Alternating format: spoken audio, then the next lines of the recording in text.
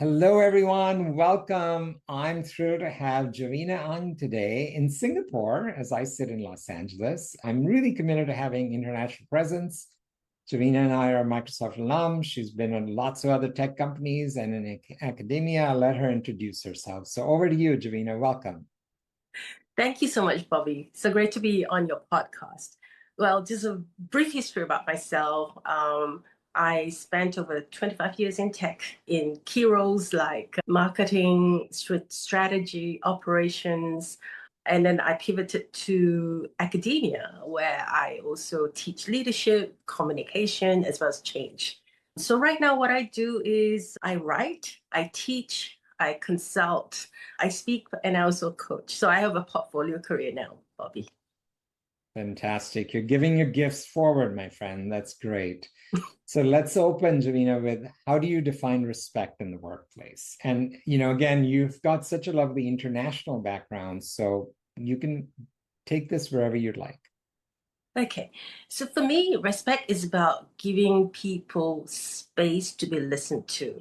In this attention deficit world, a lot of people, crave that because, just to show that you exist, but also you're valuable. So respect is about giving people space to be listened to. That's how I define it. Beautiful, very powerful. Thank you so much. And the next one is, how do you know when a culture, when a company, environment, workspace, workplace has respect? Like how do you know that it's present? I would say that it's a place where everyone's voice matters. Especially in this workplace today where change is everywhere. We don't Leaders don't have all the ideas anymore. And so when you have a culture where everyone's voice is listened to, it gives people the sense that they belong and they're heard, which sort of goes back to my definition that I defined earlier. Yeah, no, absolutely. I think it ties well. If again, nothing confidential, but any experience or example that you can share around when you felt that that was really the way it was present? Well, I have to go back to my last corporate role at Microsoft. And I worked for a gentleman. When I worked for him, you could sort of sense that people felt belong to the organization because he listened to everybody, but he also went around to build that personal relationships with people. And I think when you give that, I mean, you can talk about diversity, inclusion, or equity, but it's about giving that space where every voice matters. I love that example. And I'm glad you brought in DEI because I've spoken about this even before the current downward trend. I think we got it wrong from the beginning. Mostly those strategies have been performative and Hmm. mostly around diversity. And the companies that are doing it well are exactly the example you gave, which Yeah, is it's embedded in your strategy, it's embedded in your leadership development. And absolutely. it's just a given that you operate that way. And at the heart of that, I believe, is respect. So, yeah. Absolutely. I totally agree. I think I would say that, the concept's great, but the way organizations went to implement the concept was more about representation. It was a metric. And metric doesn't say anything if the other aspects are not looked into, like the culture, the voice, and so on and so forth. Absolutely. Thank you. So let's flip the tables now. I'm sure we've all experienced places or experiences when, you don't feel respected in a workplace. What are some of those telltale signs? I'm sure it's the opposite of what you said, but say more about how do you know when Uh, not present? I think there's a lot of fear. People are afraid to speak up. They don't want to share, their conviction or anything like that. So I've seen that as well. And some of the consulting work I've done, I've seen that. And the problem with that is that then the decision making rests on a few people where you can, and that's not very efficient because you could have involved the whole organization, right? Yeah. Absolutely. And you've got to bring them along. And I think another piece that's tied to that, it shows up a lot in hierarchical environments. Yes, indeed, where indeed. junior people look up and go, this is beyond my pay grade. And Yes. to me, what's sad about it, and we don't say enough about this, I think, in corporate circles, people give their power away when they do that. Yes. And leaders give, I don't think are awake to the impact of when Mm, you disempower your employees, then you're going to be probably dissatisfied with their outcomes that they're giving because you haven't taken the time, like you explained in the other example with your, mm. the manager that you had, leader who really took the time to build Yeah, relationships and get to know people. So it's totally, yeah, the other opposite end. yeah, Let me agree. check one thing with you that's been showing up lately, and I'm very delighted because it's coming from some very senior people. This concept of that the opposite of fear is love. And Mm, it's my experience that that four-letter word is far less kosher. Like, it's not acceptable to use that word in the workplace as much as the other four-letter word, the F-bomb, that at least in the US, people throw quite easily. It's quite acceptable to throw that out. Yeah. hmm. So I'm curious about your experience, especially again with your global experience.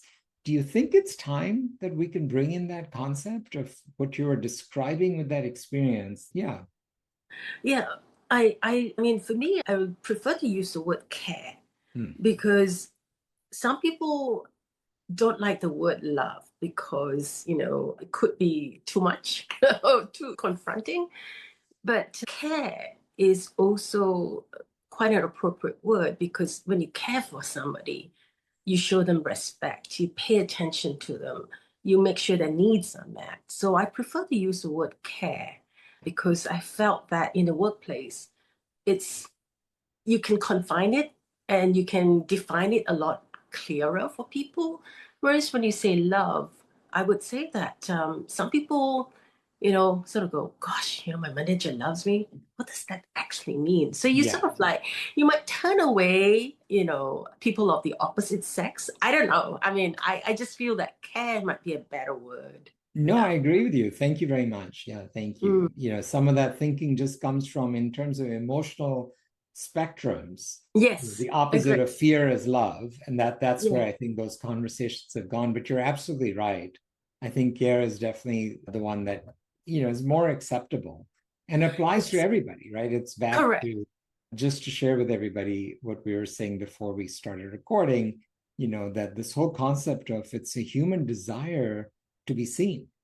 And Yes. so when, Yeah. I can give you another example also of one of the best managers I had. And her manager, and it actually goes back over 20 years ago when I was working for her at Motorola.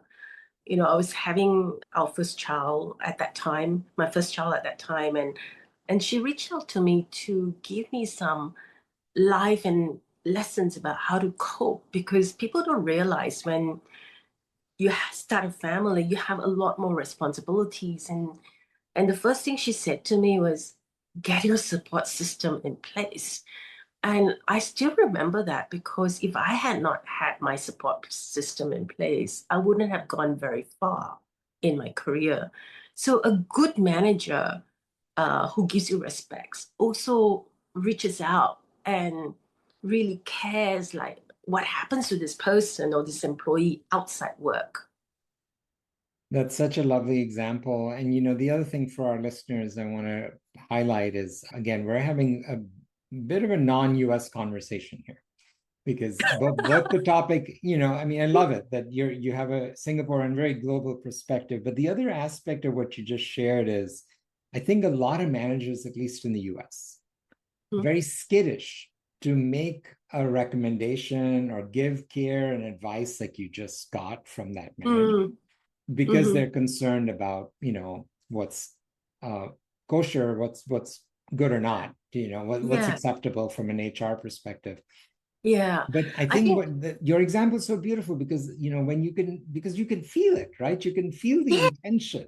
agree, agree. I think, we need, that's why it goes back to being personal with the employee because if you know and get personal, you know what's acceptable, Yeah, right? If you just skirt around this HR issue, we're just gonna skirt around forever. And yeah. it's all about getting to know the person. and understand what works for that person as well. Beautiful, beautiful. Well, Jovina, let's close with your top tips, my friend. I know you have some wonderful ones. We usually go with about 3 things that you can share as nuggets for having more respect in the workplace for everybody. Well, the first one is respect is a basic human need. And if I go back to Maslow's hierarchy of needs, it's respect falls under self-esteem. So we all need or crave for this basic human need. The best way to show respect is get personal, get to know the person.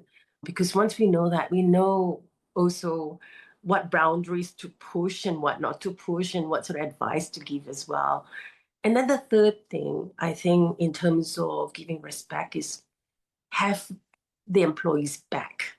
Because we all need, I mean, in this day where everything's changing so constantly, if you don't make mistakes, you're not learning. And so you got to give your employees back as well, because everyone's going to make mistakes. And so those are my 3 tips. Yeah. I love it. I love it. Thank you so much. It's been a delight to have you, Jovina. Happy New Year to you. Thank you for being here. Well, Happy New Year to you too, and Happy to the New Year to the listeners as well. So thank you so much, Bobby, for having me on your podcast.